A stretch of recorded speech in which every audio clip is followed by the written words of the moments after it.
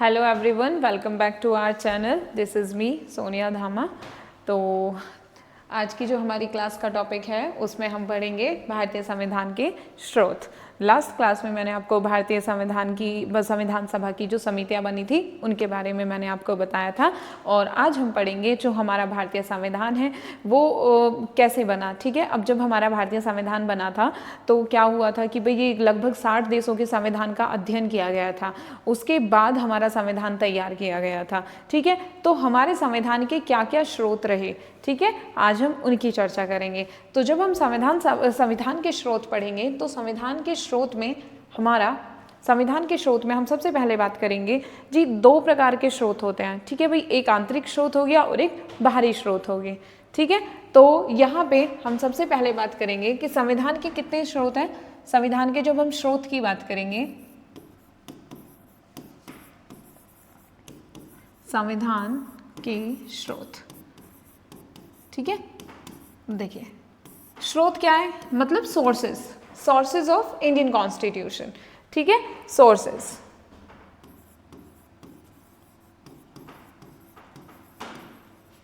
Sources of Indian constitution.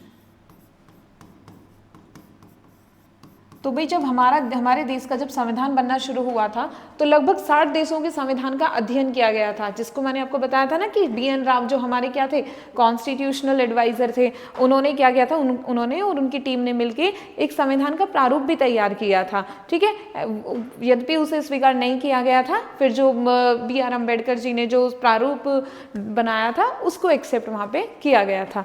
ठीक है, तो अब देखिए किस तरह से कौन से वो जो हमारे जो सोर्सेस थे वो कैसे थे। तो जी एक तो होते हैं बाहरी स्रोत, ठीक है, बाहरी स्रोत, एक्सटर्नल सोर्सेस,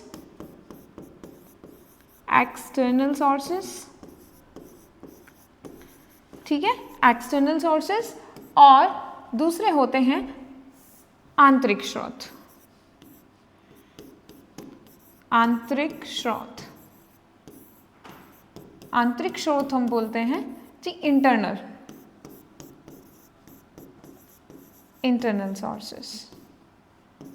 जैसे कि अब हमारे देश में क्या था कि हमारा 1935 का अधिनियम था ना, 1935 का अधिनियम बना था जिसके अनुसार कि भाई हमारे भारत का जो शासन है वो कैसे चलेगा, उसमें ही बनाया गया था। लगभग हमारे उसमें जो भारत शासन अधिनियम था, गवर्नमेंट ऑफ इंडिया एक्ट था, उसमें 321 आर्टिकल्स थे, और वहाँ से भारतीय जो शासन अधिनियम था 1935 का, उससे हमारे यहाँ पे लगभग हमारे संविधान में 250 आर्टिकल्स को हमने लिया है। ठीक है, तो जो हमारे देश में चल रहा था, ठीक है, तो उसी से हमने क्या लिया, उनको हमने अपने संविधान में एडेप्ट किया, उनको हमने डाला। तो ये क्या हो गया, ये आंतरिक स्रोत का टाइप हो गया। तो इसे हम क्या बोलते हैं, जैसे आंतरिक स्रोत में क्या हो गया जी, हमारा क्या हो गया, गवर्नमेंट ऑफ इंडिया एक्ट। ठीक है, गवर्नमेंट ऑफ इंडिया एक्ट 1935, ये क्या था, ये हमारा आंतरिक स्रोत है संविधान का। ठीक है, और बाहरी स्रोत में कि जो हमने अन्य देशों से जो चीजें ली हैं। ठीक है, अब हमने क्या किया था कि भाई लगभग 60 देशों की यात्राएं की थी और फिर उनके संविधान को पढ़ा था। ठीक है, तो वहां से जो हमने उन्हें जिन देशों का हमें कुछ भी चीजें जैसे अच्छी लगी, जैसे हमें अमेरिका के फंडामेंटल राइट्स अच्छे लगे, अभी हम आगे की क्लास में पढ़ेंगे हमने कहाँ से क्या क्या लिया है, यही हमारी क्लास का टॉपिक है आज का। ठीक है, तो उनको हम क्या बोलते हैं, उनको हम बोलते हैं बाहरी स्रोत। ठीक है, तो ये क्या हो गए कि बाहरी स्रोत में आप देखेंगे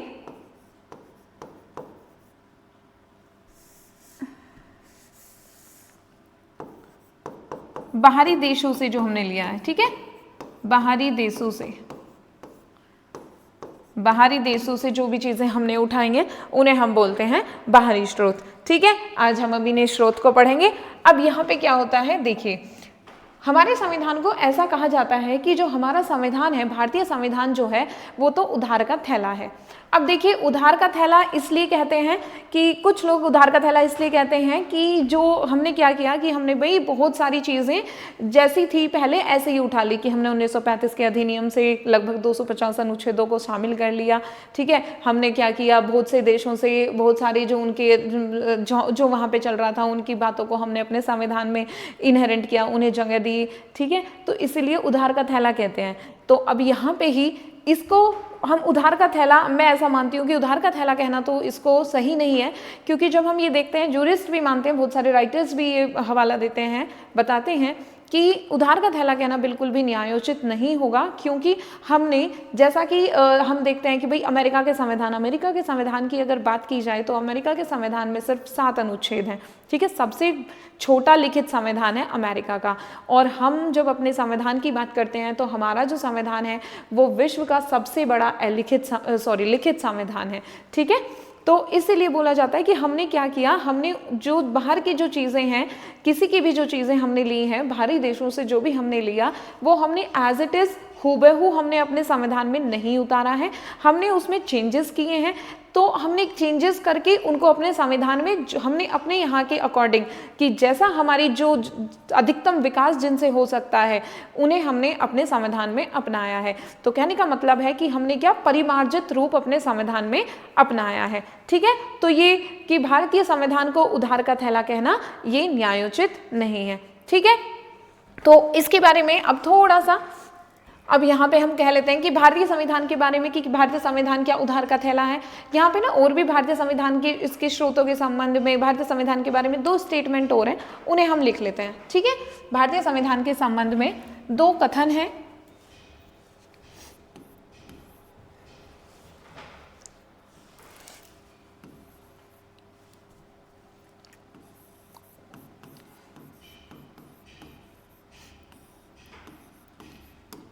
भारतीय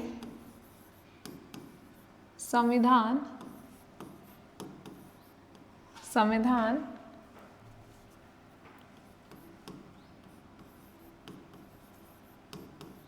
संबंधी 2 कथन, ठीक है। 2 स्टेटमेंट हैं जो आप लिख लेंगे, इंपॉर्टेंट स्टेटमेंट हैं।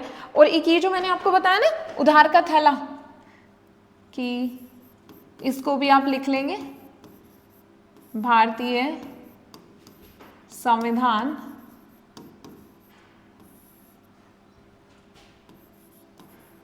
क्या भारतीय संविधान उधार का थैला है,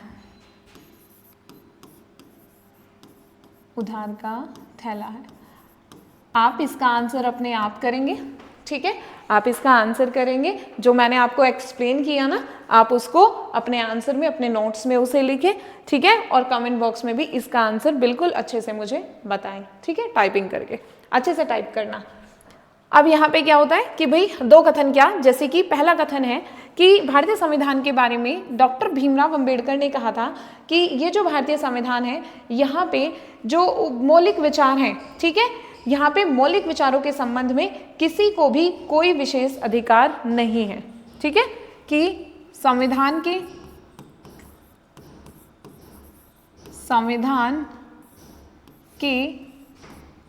मौलिक विचारों के बारे में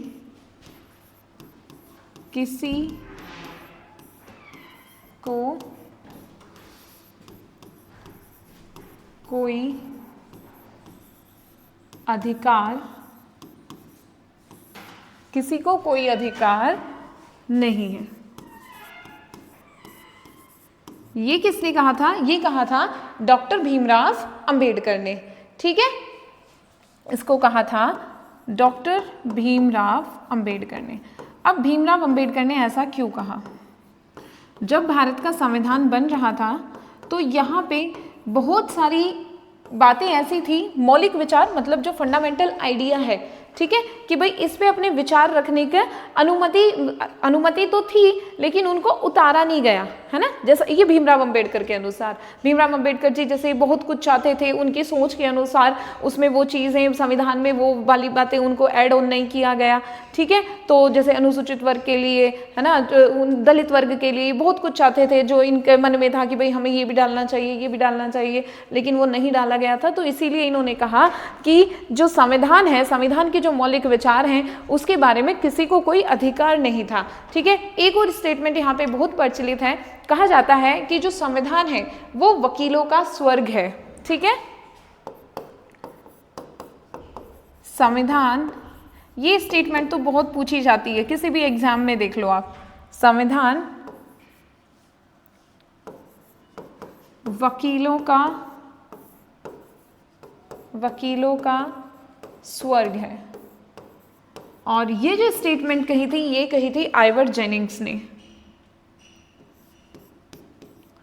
आइवर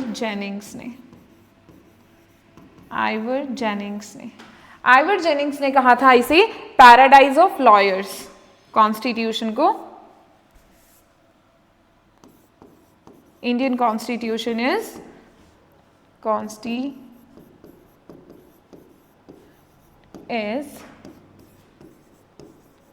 पैराडाइज ऑफ लॉयर्स।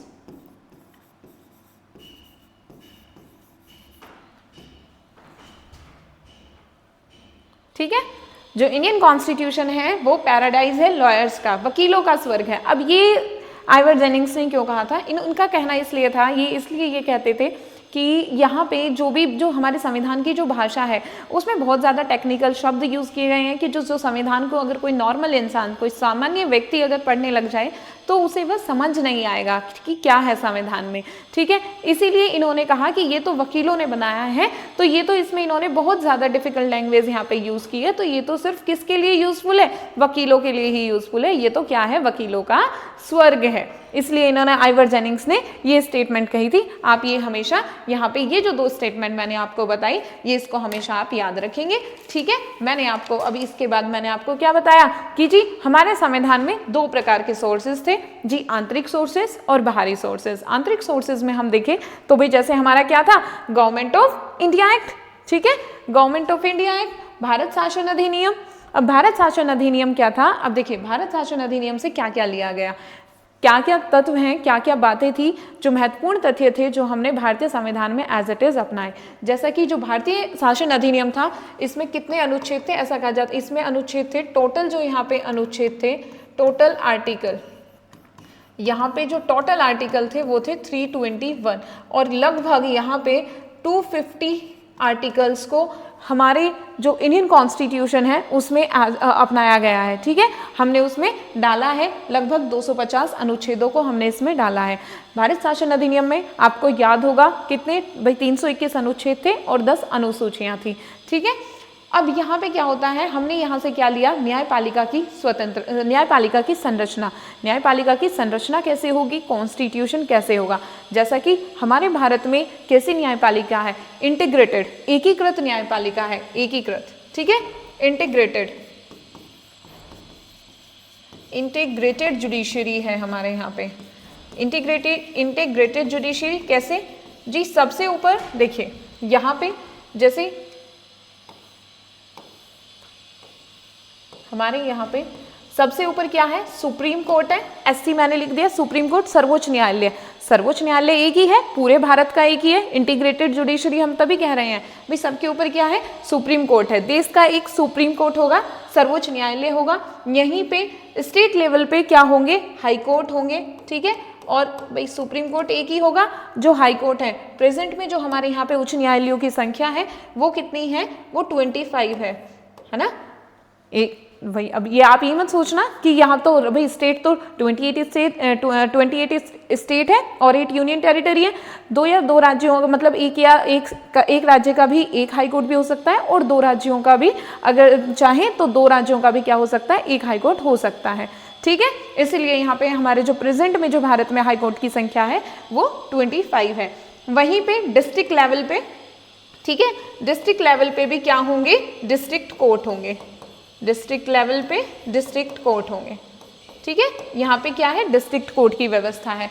तो इस तरह से हमारे यहाँ पे क्या है, इंटीग्रेटेड जुडिशरी है। और जो न्यायपालिका की ये जो संरचना है ये हमने कहाँ से उठाया, भारतीय शासन अधिनियम से उठाया। अब देखिए आप ना थोड़ा सा देखिए ट्रिक वगैरह से कि भाई हम ट्रिक से इन सब चीज़ों को याद रखें। देखिए ट्रिक भी तभी काम आती है जब हमें ना उसकी कंसेप्चुअल नॉलेज हो। तो मुझे ऐसा लगता है कि अगर हम एक लॉजिक बना के अगर चीज़ों को याद रखें तो वो हम उसे ज़्यादा टाइम तक रिटेन कर सकते हैं, स्टोर कर सकते हैं उसको अपने माइंड में। ठीक है, अब देखिए जैसे कि एज इट इज़ बिल्कुल था, भारतीय शासन अधिनियम हमने उठाया, भारतीय शासन अधिनियम में भाई न्यायपालिका था हमारे यहाँ पे, है ना। सुप्रीम कोर्ट की स्थापना तो 1773 के उसके एक्ट के अकॉर्डिंग ही हो गई थी, रेगुलेटिंग एक्ट के द्वारा हो गई थी। तो यहाँ पे न्यायपालिका, अब भाई संघीय व्यवस्था का जो प्रावधान था वो भारतीय शासन अधिनियम में किया गया था, बिल्कुल हमने एज इट इज, क्योंकि भारतीय शासन अधिनियम से हमने क्या क्या उठाया, हमने वो देखा जी संघीय व्यवस्था की, संघ और पढ़ा था ना हमने कि संघीय व्यवस्था की थी, क्या थी कि केंद्र और राज्यों के बीच में शक्तियों का बंटवारा होना। ठीक है, यही क्या है, हमारी संघीय व्यवस्था है जी। राज्यपाल का कार्यालय, ऑफिस जो है वो हमने कहाँ से लिया, ये भी हमने भारतीय शासन अधिनियम से लिया। ठीक है, जो प्रशासनिक विवरण है, एडमिनिस्ट्रेटिव डिटेल्स, प्रशासन कैसे काम करेगा, ठीक है, केंद्र स्तर पर, राज्य स्तर पर कार्यपालिका कैसे काम करेगी, ये सब हमने भारतीय शासन अधिनियम से लिया। उसी के साथ लोक सेवा आयोग, पब्लिक सर्विस कमीशन भी हमने कहाँ से लिया, भारतीय शासन अधिनियम से लिया। ठीक है, आप इसे देखिए याद रख सकते हैं, भाई न्यायपालिका हो गई, संघीय व्यवस्था हम याद रख सकते हैं, राज्यपाल का पद और लोक सेवा आयोग हम पहले से ही जब हम चार्टर पढ़ते आ रहे थे ना, अधिनियम हमने जितने भी पढ़े सब में हमने ये चीज़ें पढ़ी हैं, तो आप याद रख सकते हो। ठीक है, अब यहाँ से इसके बाद हम देखेंगे भारतीय शासन अधिनियम की हमने बात की, इंटरनल सोर्स है हमारा। ठीक है, अब बाहरी स्रोत में हम देखेंगे जी ब्रिटेन। अब देखिए ब्रिटेन, अब ब्रिटेन से हम देखेंगे ब्रिटेन का जो संविधान था वो कैसा संविधान था, अलिखित संविधान था। ठीक है, ब्रिटेन का जो संविधान था, हम यहाँ पे ब्रिटेन की बात करेंगे, और ब्रिटेन का संविधान जो है वो अलिखित संविधान है। अलिखित और लिखित की मैंने आपको बारे में पहले भी बताया है, जो हमारी आई थिंक या फर्स्ट या सेकेंड क्लास होगी, जब मैं इंट्रोडक्शन आपको दे रही होंगी उसी टाइम पे मैंने आपको बताया था, आप वो क्लासेस जाके ज़रूर देखें। ठीक है, ब्रिटेन का जो संविधान है वो अलिखित संविधान है, और यहाँ से हमने क्या लिया कि यहाँ पे हमने क्या, भाई यहाँ से ही अलिखित होने का मतलब ये तो नहीं है कि भाई उन्होंने कुछ भी नहीं लिखा हुआ है। ठीक है, तो अलिखित होने के कारण यहाँ की कोई इनकी इन्फोर्समेंट डेट भी नहीं होगी, है ना भाई, जब इन्होंने क्या किया, लिखित ही नहीं है तो इन्फोर्समेंट डेट यहाँ पे नहीं है। ठीक है, ब्रिटेन से हमने लिया सिंगल सिटीजनशिप, एकल नागरिकता। ठीक है, कि एक देश की नागरिकता मिलेगी। ठीक है, देश की नागरिकता, जैसे हमें कहाँ, हमारे यहाँ पे भारत में हमें सिर्फ क्या मिलेगी, भारत की नागरिकता मिलेगी। तो ये जो कंसेप्ट है हमने ये कहाँ से लिया, ब्रिटेन से हमने लिया जी। संसदीय प्रणाली, पार्लियामेंट्री सिस्टम कि भाई संसद, ये कहाँ से लिया हमने, ये भी हमने कहाँ से लिया, ब्रिटेन से लिया। संसद पार्लियामेंट होगी, पार्लियामेंट में भाई पार्लियामेंट किस किस से मिलके बनेगी, प्रेसिडेंट, लोकसभा, राज्यसभा, इन तीनों से मिलके क्या बनेगी, हमारी पार्लियामेंट बनेगी। तो ये जो सिस्टम है ये हमने कहाँ से लिया, ब्रिटेन से लिया। द्विसदनात्मक व्यवस्था, बाइकैमरलिज्म सिस्टम। ठीक है, राज्य स्तर पर भी क्या होगा भाई, विधानसभा होगी, विधान परिषद होगी, तो द्विसदनात्मक व्यवस्था को देखिए यहाँ से तो बिल्कुल अच्छे से चलेगा भाई। एकल नागरिकता हो गया, संसदीय प्रणाली, फिर द्विसदनात्मक व्यवस्था, और द्विसदनात्मक व्यवस्था के साथ ही विधायी, अब भाई विधान, ये विधायी प्रक्रिया है ना, लेजिस्लेटिव प्रोसेस, विधान मतलब विधान बनाना, विधि बनाना। अब ये विधि कौन बनाएगी, भाई संसद का ही तो काम है विधि बनाना, तो ये भी हमने कहाँ से लिया, ब्रिटेन से ही लिया। ठीक है, विधायी, लेजिस्लेटिव प्रोसेस, ये मतलब लॉ मेकिंग। ठीक है, लॉ मेकिंग, विधायिका का काम क्या होता है, कानून बनाना, ये भी हमने कहाँ से लिया, ब्रिटेन से लिया। विधि का शासन होगा, रूल ऑफ लॉ, ये भी हमने ब्रिटेन से लिया। मंत्रिमंडलीय व्यवस्था, कैबिनेट सिस्टम, ठीक है, ये हमने कहाँ से लिया, ब्रिटेन से लिया। आप इसको अच्छे से याद रख सकते हैं। आप थोड़ा सा अगर लॉजिकल समझने की कोशिश करेंगे तो देखिए भाई, सिंगल सिटीजनशिप हमारे भारत में क्या है, सिंगल सिटीजनशिप, ब्रिटेन में भी क्या थी, सिंगल सिटीजनशिप, ये हमने वहां से ली। पार्लियामेंट्री सिस्टम हम वहां से लेके आए, और पार्लियामेंट्री सिस्टम के साथ में ही हमने क्या लिया, द्विसदनात्मक व्यवस्था, विधि बनाने की प्रक्रिया, विधि का शासन, और मंत्रिमंडलीय व्यवस्था भी। भाई ये तो ऑब्वियसली इसी के अंदर ही है ना। अब ये सब जब हम संसदीय प्रणाली वहां से ले रहे हैं तो मंत्रिमंडलीय व्यवस्था भी हमने वहां से ही ले ली। याद करने के लिए हम थोड़ा सा लॉजिक लगा सकते हैं और याद कर सकते हैं। ठीक है, ये हो गया ब्रिटेन के बारे में। अब नेक्स्ट हमारा है अमेरिका। अमेरिका से हमने क्या क्या लिया, ठीक है। तो सबसे पहले जो अमेरिका का संविधान की अगर मैं बात करूं, अमेरिका का संविधान जो लागू हुआ था वो हुआ था, अमेरिका का संविधान लागू हुआ था 1789 में, ठीक है। 1789 में अमेरिका का संविधान लागू होता है, और अमेरिका का जो संविधान है वो विश्व का सबसे छोटा लिखित संविधान है।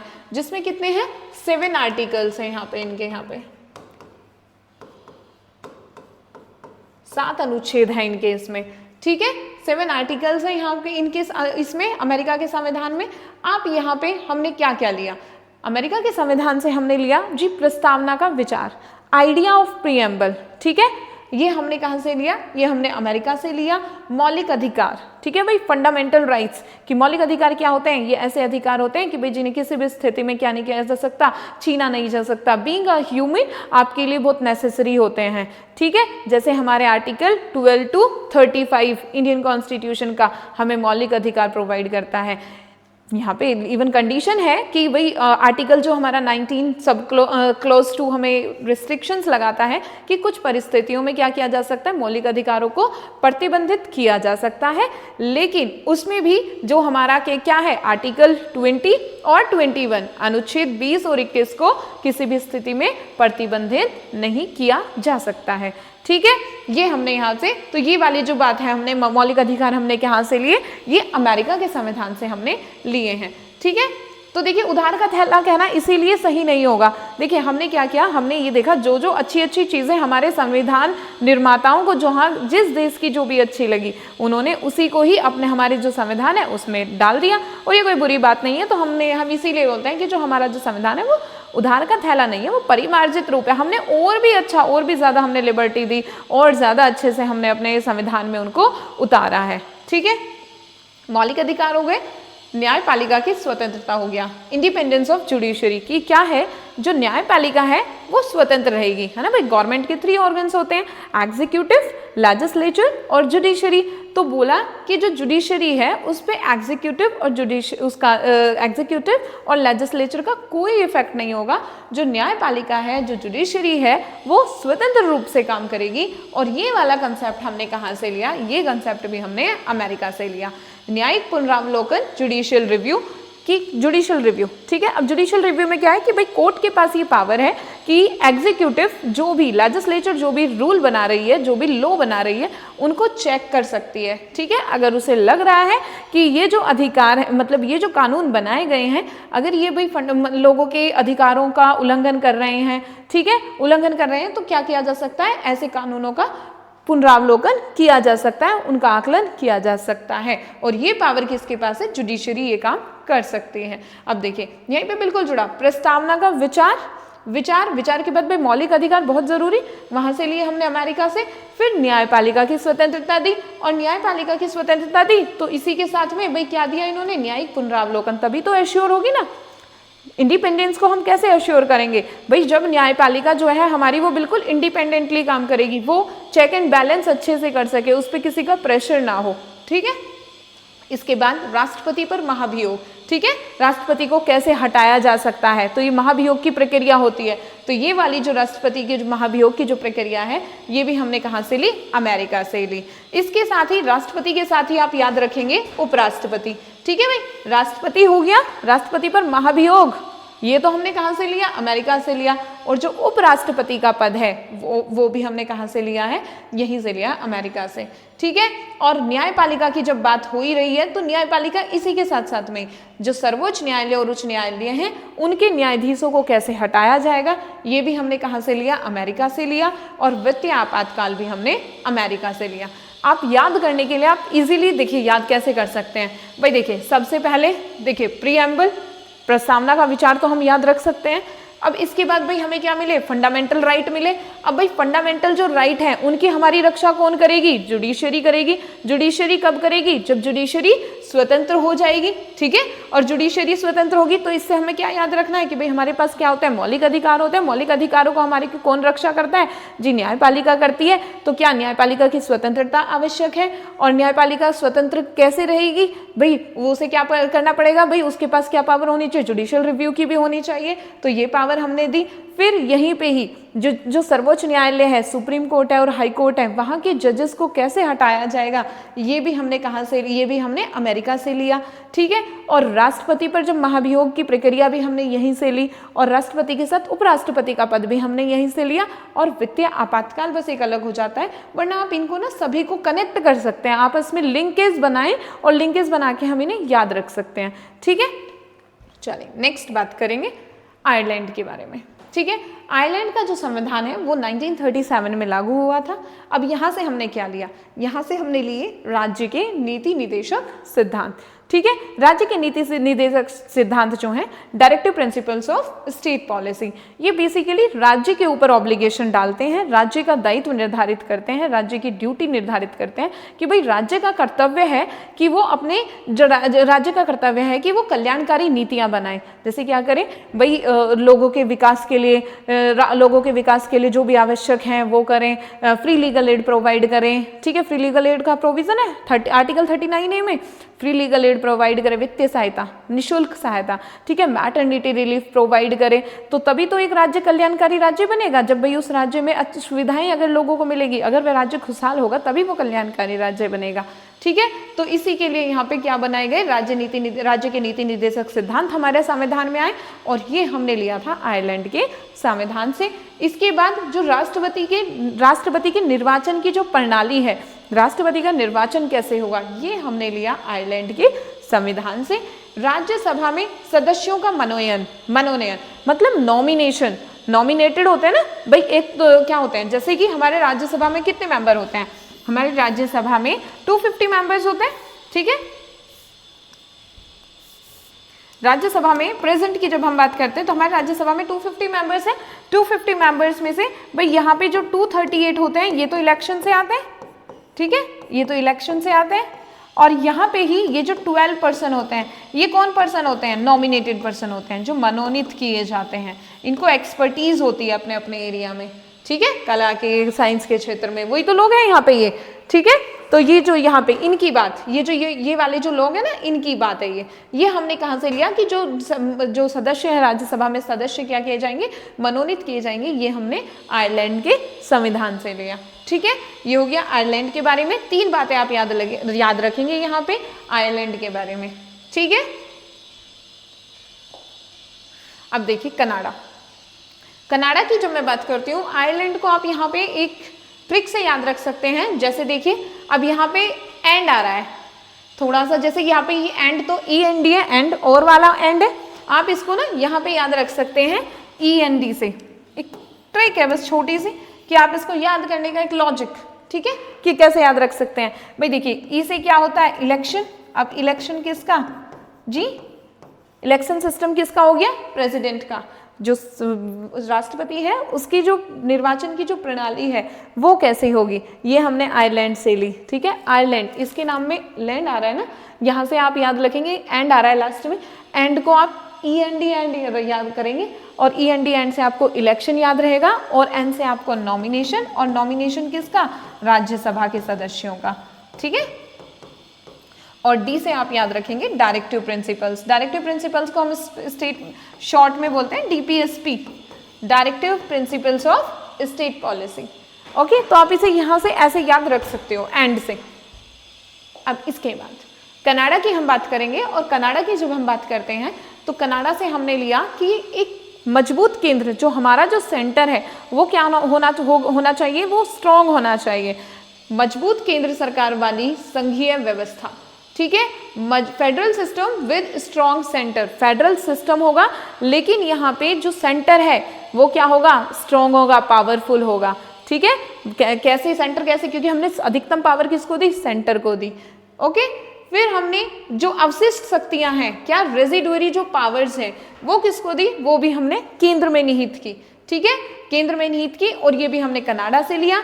केंद्र द्वारा राज्य के राज्यपालों की नियुक्ति, जो राज्य में जो गवर्नर्स अपॉइंट होंगे वो किसके द्वारा अपॉइंट होंगे, केंद्र के द्वारा अपॉइंट होंगे। अब आप देखिए कनाडा में क्या आ रहा है, C से शुरुआत होती है इस शब्द की।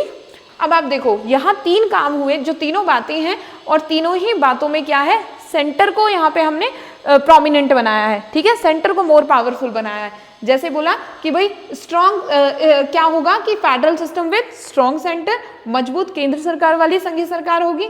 ठीक है, यहाँ पे भी मजबूत केंद्र होगा, और यहाँ पे जो अवशिष्ट शक्तियां हैं वो भी हमने किस में की, केंद्र में निहित की। और यहाँ पे जो केंद्र के द्वारा ही कौन होंगे, जो राज्य के राज्यपाल हैं, उनकी अपॉइंटमेंट भी किसके द्वारा होगी, वो भी केंद्र के द्वारा होगी। तो आप याद रखेंगे कि C से सेंटर, और यहाँ पे क्या, सेंटर को ही पावरफुल बनाया गया है और सेंटर से रिलेटेड ही यहाँ पे काम हुए हैं, strong centre with federal system. और यहाँ पे ही भाई फिर सी के साथ क्या कि जो रेजिडुअरी पावर्स है, अवशेष शक्तियाँ, वो भी सेंटर में निहित कर दी गई। और जो क्या है, राज्य के जो राज्यपालों की नियुक्ति है वो भी किसके द्वारा होगी, केंद्र के द्वारा होगी, सेंटर के द्वारा होगी। ठीक है, आप ये 3 बातें यहाँ से सी से याद रख सकते हो। ऑस्ट्रेलिया की हम बात करेंगे, नेक्स्ट कंट्री हमारी ऑस्ट्रेलिया। जो ऑस्ट्रेलिया का संविधान है वो 1901 में लागू हुआ था। ठीक है, अब यहाँ पे ऑस्ट्रेलिया के संविधान से हमने लिया जो हमारी जो प्रस्तावना है, प्रीएम्बल है, ठीक है, उसकी जो भाषा है उसको हमने यहीं से लिया। समवर्ती सूची, कंकरेंट लिस्ट, ठीक है, ये भी हमने कहाँ से ली, ऑस्ट्रेलिया के संविधान से ली। संयुक्त बैठक, जॉइंट बैठक होती है ना, जॉइंट मीटिंग पार्लियामेंट की, जॉइंट मीटिंग ऑफ पार्लियामेंट, कौन बुलाता है इसको जी, प्रेसिडेंट कॉल करते हैं, बुलाते प्रेसिडेंट है। और इसको जो चेयर किया जाता है, जो इसकी अध्यक्षता की जाती है, वो कौन करते हैं, लोकसभा के स्पीकर ही करते हैं, अध्यक्ष। ठीक है, अध्यक्ष कौन होते हैं, लोकसभा के स्पीकर ही होते हैं, जो जॉइंट मीटिंग होती है उसके अध्यक्ष भी। ठीक है, व्यापार और वाणिज्य की जो स्वतंत्रता है वो भी हमने कहाँ से ली, ऑस्ट्रेलिया के संविधान से ली। ठीक है, आप इसको थोड़ा सा, हम इसको भी ऐसे ही याद करने की कोशिश करेंगे, समझने की कोशिश करेंगे। देखिए, प्रस्तावना की भाषा हो गया, ठीक है, जो हमने क्या किया था, प्रस्तावना की भाषा हम यहाँ से याद रखेंगे ऑस्ट्रेलिया से। और यहाँ पे ही जो संयुक्त बैठक और समवर्ती सूची, समवर्ती और संयुक्त, समवर्ती सूची, भाई देखो समवर्ती सूची भी क्या होता है कि यहाँ पे समवर्ती सूची में केंद्र और राज्य दोनों को पावर होती है ना काम करने की, सब्जेक्ट्स पे, दोनों के सब्जेक्ट्स पे, पर वही है, लेकिन प्रोमिनेंट मोर पावरफुल हम सेंटर को बना देते हैं। ठीक है, यहीं पे संयुक्त बैठक की बात है तो यहाँ पे भी मेल हो रहा है। ठीक है, संयुक्त बैठक भी किसकी, भाई लोकसभा की और राज्यसभा की। ठीक है, दोनों की एक साथ जो बैठक होगी वो हो गई। और यहाँ पे फिर ये भाई हमारा व्यापार और वाणिज्य, तो आप इस तरह से थोड़ा सा रिलेट करके याद रख सकते हैं। और तो आप लॉजिक देखिए, ट्रिक जो भी आप बना रखी है आपने, आप कमेंट बॉक्स में ड्रॉप करें अगर आपने कोई अच्छी बनाई हुई है ट्रिक। बाकी मैं तो प्रीफर करती हूँ कि अगर चीज़ों को हम रिलेट करके याद सकते हैं तो वो ज़्यादा अच्छा रहता है। ठीक है, ट्रिक जहाँ से बन जाए इजी, ट्रिक से याद कर लें। चलिए, सेवेंथ पे जब हम बात करेंगे तो 7th कंट्री हमारी क्या है, फ्रांस। ठीक है, फ्रांस की जब हम बात करेंगे, वैसे तो देखिए फ्रांस का जो संविधान है वो हमारे संविधान के बाद बना था, इनका संविधान 1958 में बना है। तो हमने यहाँ से फिर हमने क्या लिया जी, फ्रांसीसी क्रांति होती है ना, फ्रांसीसी क्रांति हुई थी 1789 से 1799 के बीच। ठीक है, 1789 से 1799 में, और 1789 में किसका संविधान बना था, अमेरिका का संविधान बना था। ठीक है, तो आप ऐसे भी चीज़ों को रिलेट कर सकते हो जी, फ्रांसीसी क्रांति 1789 से 1799, और 1789 में ही क्या होता है, अमेरिका का संविधान बनता है। ठीक है, यहाँ से जो ये फ्रांसीसी क्रांति हुई थी ना, तो यहाँ पे इन शब्दों का प्रयोग किया गया था, यहाँ पे इनकी डिमांड की गई थी स्वतंत्रता, समता, बंधुत्व और गणतंत्र, कि भाई हमें क्या होनी चाहिए, लिबर्टी होनी चाहिए। ठीक है, स्वतंत्रता होनी चाहिए, समानता, ठीक है, इक्वालिटी, और बंधुत्व होता है भाईचारा, फ्रेटर्निटी। ठीक है, बंधुत्व की भावना, भाईचारे की भावना, और गणतंत्र, रिपब्लिक। ठीक है, कि हम क्या होने चाहिए अपने मामलों में, आंतरिक या बाहरी मामलों में, कोई भी जो देश है हमारा वो क्या होना चाहिए, स्वतंत्र होना चाहिए। हमने कहाँ से लिया, ये हमने फ्रांसीसी क्रांति से लिया। ठीक है, फ्रांस से ही बोला जाता है कि फ्रांस। 8 नंबर पे जो हमारी कंट्री है वो है दक्षिण अफ्रीका, साउथ अफ्रीका। ठीक है, अब देखिए साउथ अफ्रीका, अब आपको याद होगा, अब मैं इसका अगर लॉजिक, अगर मैं थोड़ा सा हम रिलेट करें कि भाई हम क्या लॉजिक यहाँ पे लगा सकते हैं, तो आपको याद होगा जो महात्मा गांधी जी थे वो पहले साउथ अफ्रीका में रहे थे ना कुछ टाइम के लिए, और वहाँ पे भाई उन्होंने रंग भेद नीति के अगेंस्ट में उन्होंने आंदोलन किया था, जो काले भूरे का वहाँ पे चल रहा था। ठीक है, तो क्या कर रहे थे वो, वहाँ पे भी संशोधन ही कर रहे थे ना। तो जो संविधान संशोधन की जो प्रक्रिया है कि संविधान में संशोधन कैसे किया जाएगा, ये जो प्रक्रिया है, कौन सा अनुच्छेद, article 368 of our Indian constitution में हमने इसको निहित किया था, और इसको हमने लिया था साउथ अफ्रीका से। ठीक है, साउथ अफ्रीका के संविधान से हमने जो संविधान संशोधन की प्रक्रिया है उसको अपने संविधान में लिया था। ठीक है, तो हमने क्या किया, संशोधन, अब गांधी जी वाली बात से रिलेट कर सकते हैं। ओके, अब नेक्स्ट यहाँ पे जी राज्यसभा में सदस्यों का निर्वाचन, वो हमने जो पढ़ा था, अभी हमने पढ़ा था वो क्या था, मनोनयन था। मनोनयन, नॉमिनेशन कर रहे थे हम। अभी यहाँ पे हम क्या पढ़ रहे हैं, राज्यसभा में सदस्यों का इलेक्शन कैसे होगा राज्यसभा के सदस्यों का, ये हमने कहाँ से लिया, साउथ अफ्रीका से लिया। ठीक है, आप ये याद रखेंगे, थोड़ा सा रिलेट हम आप कर सकते हो महात्मा गांधी जी वाली बात से, आप इसको कर सकते हैं। ठीक है, अब यहाँ पे जर्मनी, ठीक है, जिसका पहले नाम ये वाइमर था ना, वाइमर भी था, गणराज्य था बेसिकली, वाइमर गणराज्य था, वाइमर वहाँ पे एक शहर का नाम था, फिर वाइमर गणराज्य बन जाता है, तो वाइमर भी कहा जाता है जर्मनी को 1949 में। ठीक है, तो यहाँ से हमने लिया है कि जी आपातकाल के दौरान मौलिक अधिकारों का जो निलंबन, हमने भाई मौलिक अधिकार होते हैं, जैसा बोला गया कि भाई मौलिक अधिकारों का निलंबन नहीं हो सकता, किसी भी स्थिति में मौलिक अधिकारों को नहीं छीना जा सकता है, लेकिन कुछ स्थिति डिस्क्राइब की गई, कुछ परिस्थितियां बताई गई कि भाई कुछ परिस्थितियां कि जिनमें क्या किया जा सकता है, मौलिक अधिकारों को आप प्रतिबंधित किया जा सकता है, जैसे इमरजेंसी के टाइम में। ठीक है, तो लेकिन यहाँ पे भी कुछ बातें बोली, यहाँ पे फिर बोला गया कि भैया कुछ भी हो जाए आप क्या नहीं करेंगे, 2 अधिकार, आर्टिकल कौन कौन से, 359, आर्टिकल 359 के तहत लगता है ये। ठीक है, आर्टिकल 359 के तहत वो लगता है, निलंबन होता है, और इसमें क्या होता है, 2 अधिकारों का निलंबन नहीं होता है, जो नहीं होता है तो आर्टिकल 20 का, आर्टिकल 20 और यहाँ पे ही आर्टिकल 21, आर्टिकल 21 का निलंबन नहीं होता है। अनुच्छेद 20 और 21 का उसको निलंबित नहीं किया जाता है, बाकी सभी मौलिक अधिकारों को निलंबित किया जा सकता है आपातकाल के दौरान। और ये वाला जो प्रोविजन है ये हमने कहाँ से लिया था, जर्मनी से लिया था। ठीक है, फिर इसके बाद हमारी नेक्स्ट कंट्री आती है सोवियत संघ, यूएसएसआर, और यूएसएसआर से हमने लिए मौलिक कर्तव्य, प्रस्तावना में न्याय के आदर्श, कितना प्रस्तावना में कितनी तरह का न्याय प्रोवाइड किया गया है जी, 3 तरह के न्याय की बात की गई है, राजनीतिक, सामाजिक और आर्थिक न्याय की वहां पे बात की गई है। तो ये जो न्याय का वाला जो कंसेप्ट है ये हमने कहाँ से लिया, ये हमने लिया सोवियत संघ से। ठीक है, और इसी के साथ जो 5 वर्षीय योजना है, 5 ईयर प्लान, कब से लागू हुआ था भारत में, 1951 से, पहली योजना वहीं से शुरू हुई थी ना, तो ये हमने कहाँ से लिया था, ये हमने लिया था सोवियत संघ से। सोवियत संघ से हमने क्या क्या लिया, मौलिक कर्तव्य हमने यहाँ से लिया, जो न्याय है, ठीक है, न्याय के आदर्श हमने यहाँ से लिए, और जो क्या है हमारी जो 5 वर्षीय योजना है वो हमने यहाँ से लिया। ठीक है, प्रस्तावना में न्याय के आदर्श और यहाँ पे 5 वर्षीय योजना, ये हमने सोवियत संघ से लिए।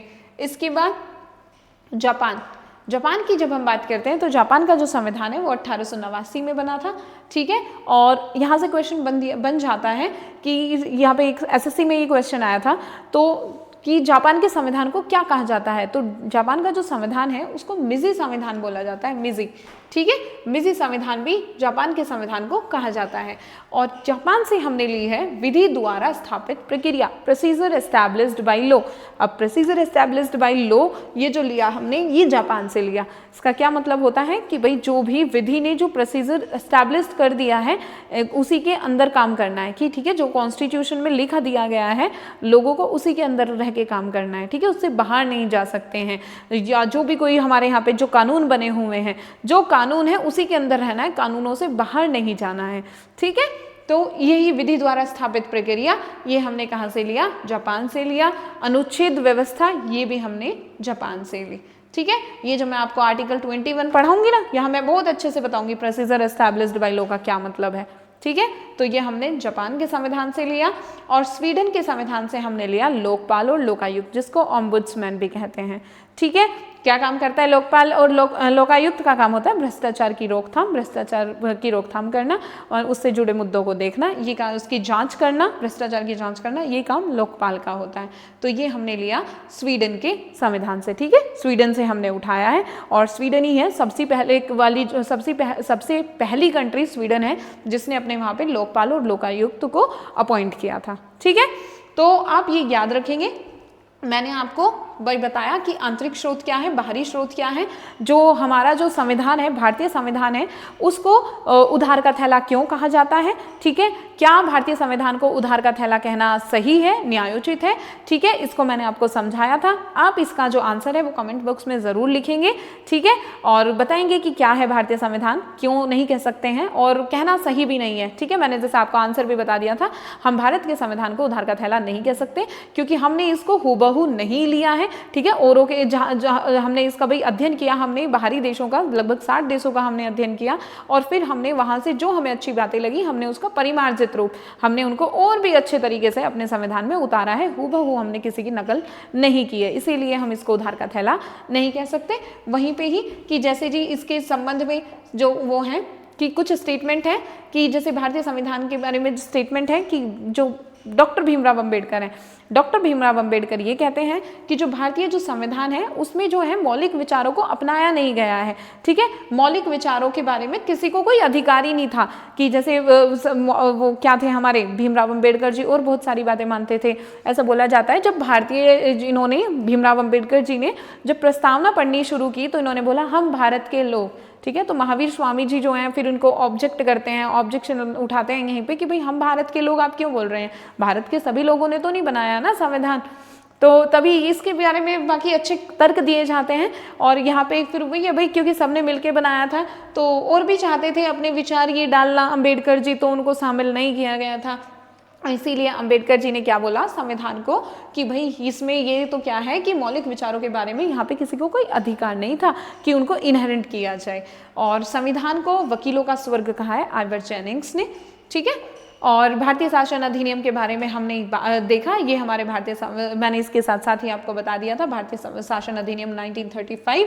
यहाँ से आपको याद रखना है मोस्ट इंपोर्टेंट, न्यायपालिका की संरचना, संघीय व्यवस्था, राज्यपाल का जो कार्यालय है, ऑफिस जो है, ठीक है, और प्रशासनिक विवरण, लोक सेवा आयोग, ये हमारे भारतीय शासन अधिनियम से हमने लिया है।